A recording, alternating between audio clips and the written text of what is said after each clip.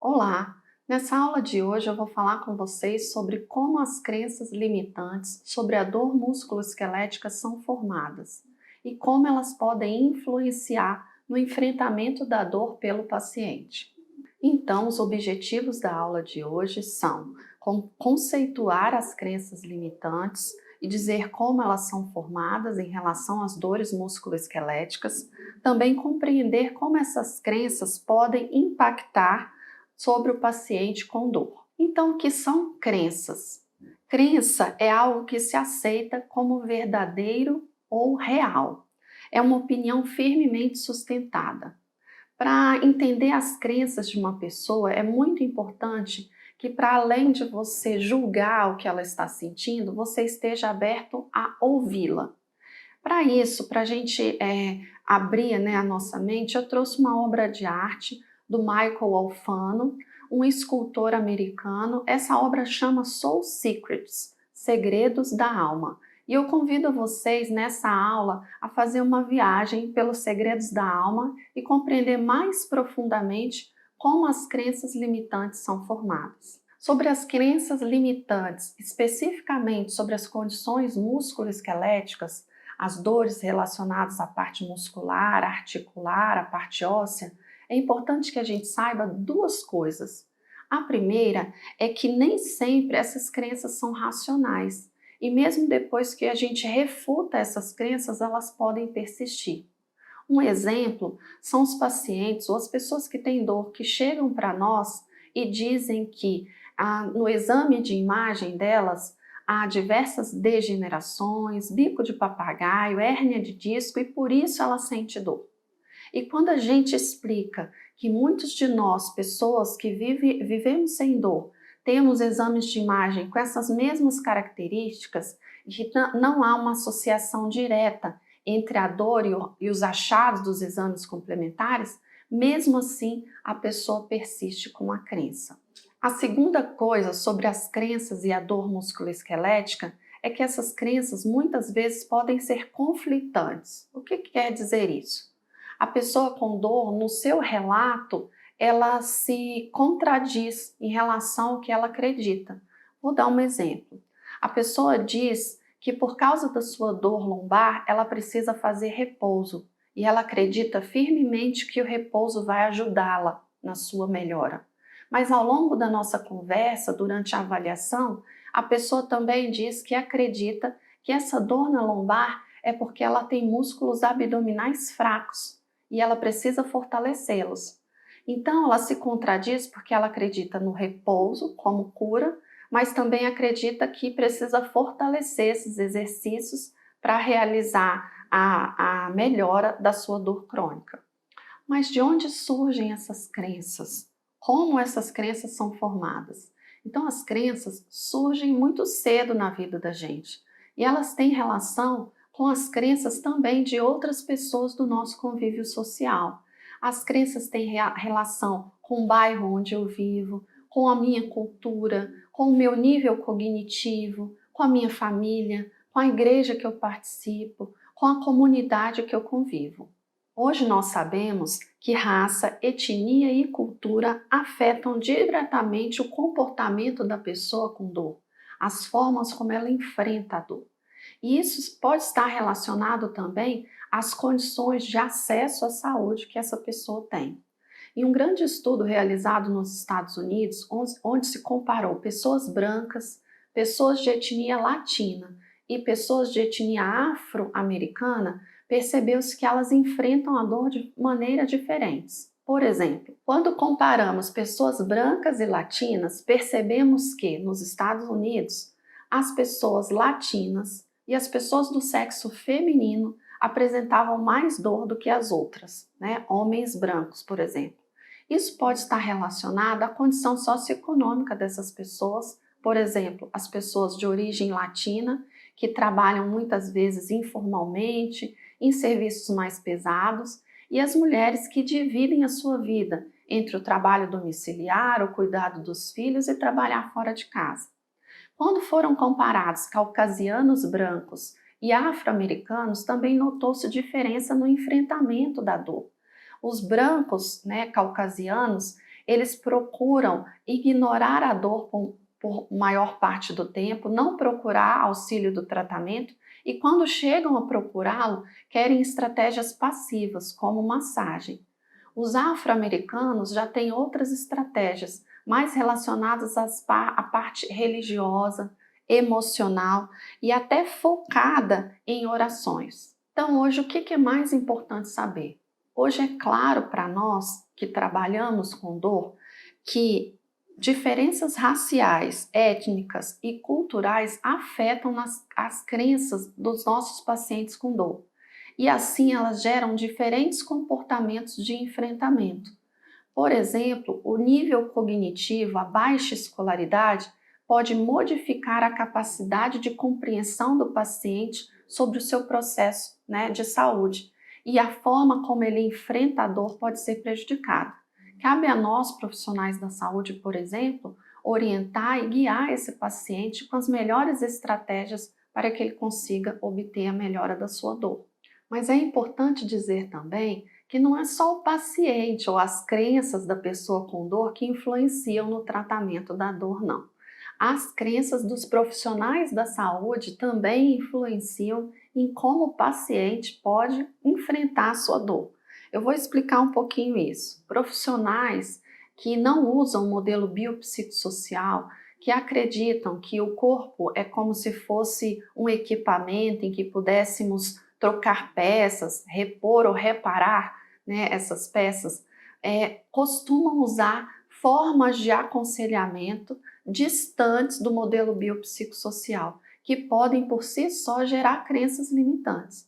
Então, profissionais que têm falas comuns e inapropriadas podem por si só gerar as crenças limitantes. Vou dar alguns exemplos. O profissional da saúde fala assim: se você fizer errado esse exercício, você vai se machucar. Se você não pode nunca mais fazer agachamento. Sua coluna não suporta exercícios de impacto. Quando o profissional age ou aconselha dessa maneira, ele pode gerar um comportamento de medo e evitação, que o paciente pode generalizar para a sua vida. E logo, essa falta da atividade e essa evitação e essa generalização para outras situações de vida pode levar à incapacidade. Então agora eu pretendo mostrar para vocês como as crenças são formadas. E para isso é preciso que a gente entenda um modelo chamado modelo do senso comum. É um modelo elaborado por Leventhal em 1980. Como podemos ver no modelo do senso comum, aqui representado neste esquema, esse modelo explica a formação das crenças limitantes. E eu vou dar um exemplo relacionado às condições musculoesqueléticas. Então, na ocorrência da dor, ocasionada, por exemplo, por uma lesão, o primeiro estágio pelo qual todos nós passamos é o estágio da interpretação. Nesse estágio, são levados em consideração para a interpretação as crenças que nós temos acerca da dor, acerca da nossa dor, da dor ou da experiência de dor de outras pessoas que conviveram conosco. Também levamos em consideração a percepção dos sintomas. Essa dor é intensa? Essa dor é em formigamento? Outra coisa que, para interpretarmos essa ocorrência de dor, nós usamos são as mensagens sociais ou a nossa cultura. Será o que a sociedade espera de mim enquanto pessoa que sente dor? E também o contexto social em que eu vivo. Essa sociedade, ela me apoia? Essa sociedade me dá mensagens de que eu posso conviver com a dor e me reintegrar socialmente? Além disso, as experiências prévias que eu tive com a dor e que outros familiares ou outras pessoas que eu conheci fazem parte dessa minha interpretação sobre o evento de dor que estou vivendo agora. Também as orientações dos profissionais de saúde. Como eu disse anteriormente, as orientações que podem limitar ou me fazer evitar tarefas ou atividades do dia a dia. Todas essas informações participam desse estágio de interpretação da dor. Essa interpretação, ela vai ser armazenada no meu cérebro. O nosso cérebro é muito organizado e ele representa essa dor, né, como se fosse um arquivo, uma pastinha. E nessa pastinha, né, ele organiza as informações relacionadas à dor a partir da minha interpretação. Então ele vai dar uma identidade para a minha dor, o que é essa dor que eu estou sentindo, qual é a causa dessa dor, quais são as consequências dessa dor, o controle ou a curabilidade, quanto tempo eu demorei para vencer essa dor? E a linha do tempo, como foi esse período em que eu vivi com dor? Isso tudo fica armazenado no meu cérebro como se fosse numa pastinha, né, com arquivos em que eu posso acessar novamente numa nova experiência. Além da representação de dor, existem as respostas emocionais da dor, que também são armazenadas, como, por exemplo, a tristeza, a ansiedade, ou episódios em que eu me sinto confortada, né, por algum familiar. Todas essas situações contribuem para a próxima etapa, que é o estágio 2, o estágio da ação. A partir então de toda essa representação armazenada e das respostas emocionais que a dor me proporcionou, eu vou gerar a resposta. E essa resposta pode ser em afirmar que essa experiência de dor será positiva novamente, eu vou vencer essa dor, ou não, que eu vou refutar a dor e talvez essa experiência seja novamente negativa. O próximo estágio é o estágio 3, em que eu faço uma avaliação de toda essa contextualização que eu tive sobre a dor. Nessa etapa, o nosso cérebro armazena uma informação simples. A minha ação ou forma de enfrentamento foi efetiva em relação à dor que eu tive? E se sim, foi efetiva, eu posso gerar uma crença de que se eu vivenciar esse evento novamente, eu posso vencer novamente. Se nessa avaliação eu considerar que não tive sucesso no tratamento da minha dor, eu posso armazenar uma crença limitante de que num próximo evento de dor eu possa não ter sucesso em relação ao enfrentamento dessa dor novamente.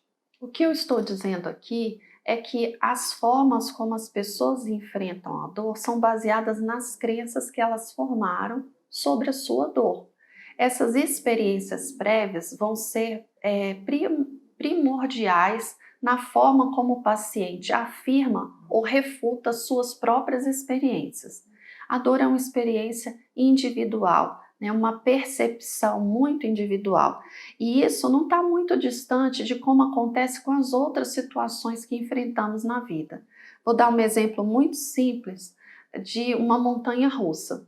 Existem pessoas, então, que já foram em uma montanha-russa e decidiram nunca mais voltar.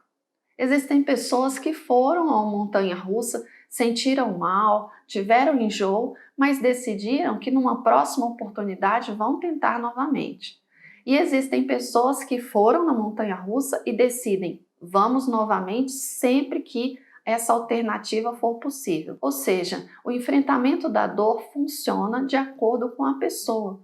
Por isso é muito importante que a gente consiga entender melhor como são as crenças limitantes da pessoa com dor. Então eu queria falar um pouquinho rapidamente, porque nós teremos próximos vídeos falando sobre isso e estratégias para o enfrentamento das crenças limitantes no nosso material, mas eu queria dizer quais seriam as estratégias para as pessoas com dor e profissionais de saúde melhorar ou ressignificar essas crenças limitantes.